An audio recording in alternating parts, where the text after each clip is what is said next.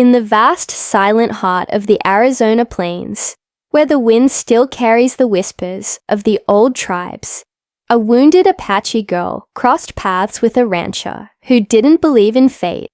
At least, not until that day. His name was Elias, a man carved from the land itself, hard and solitary. He lived by a simple code: mind your own, trust no one, and never ever bring trouble to your doorstep. But trouble doesn't always knock. Sometimes it collapses right in your path. He was riding back from the north pasture, the sun bleeding gold and crimson over the horizon, when he saw her, a small figure against the immense landscape, half conscious, with blood staining her shoulder, and a fierce, untamed fear in her eyes. He reined in his horse, the leather creaking in the sudden stillness. "Hey, you're hurt. Don't move," he called out, his voice rough from disuse. She flinched, trying to push herself up, her dark eyes locking onto his. Her voice was barely a whisper, carried on the dry wind. "Please, yeah, just make it fast." Elias froze, his hand hovering over his saddle. "What do you mean fast?" he asked, confusion cutting through his initial caution. The girl stared at him, her body trembling, not just from the pain, but from a lifetime of learned terror. "If you're going to kill me, just do it quick," she pleaded. "Don't let me suffer." Those words hit him harder than any bullet ever could. A girl, so young she barely looked to have seen 15 summers, ready to die. In that moment, he wasn't just a man on a horse. He was the face of every fear she had ever known. "I'm not gonna hurt you," he said, his voice softer now, more deliberate. "You hear me? I ain't that kind of man." She watched him, her suspicion a tangible wall between them. "Then why are you here? On our land?" she challenged, the strength in her voice belying her wound. Elias looked out at the sprawling plains, the canyons and mesas that belonged to no one and everyone. "Because life doesn't draw borders the way men do," he answered simply. He saw the debate in her eyes, the conflict between survival and ingrained hatred. But her strength was fading fast. He moved closer, his shadow falling over her. "I have to get you out of here. That wound needs tending." He scooped her up, surprised at how light she was, like a bird with a broken wing. Her breathing was shallow, a faint rasp in the growing twilight.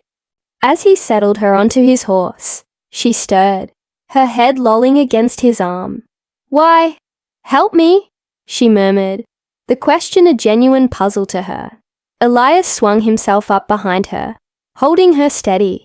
He looked toward the faint light of his distant ranch. "Because if I don't," he said, mostly to himself, "I won't sleep again." He urged his horse onward, the wind howling through the canyon, a mournful song for the dying day. The ride back to the ranch was a blur of fading light, and the girl's ragged breaths. When they finally arrived at the solitary clapboard house, Elias was breaking every rule he'd ever lived by. No strangers, no trouble. He carried her inside, laying her carefully on his own cot.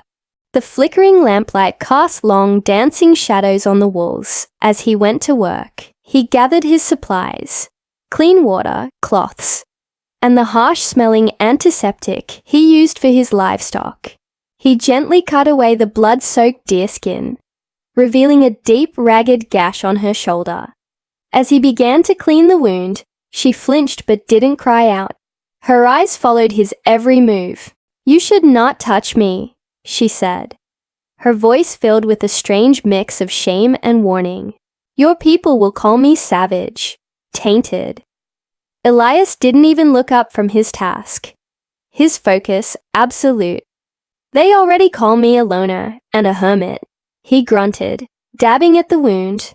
"Don't matter what they think. What matters is keeping you from bleeding out on my floor."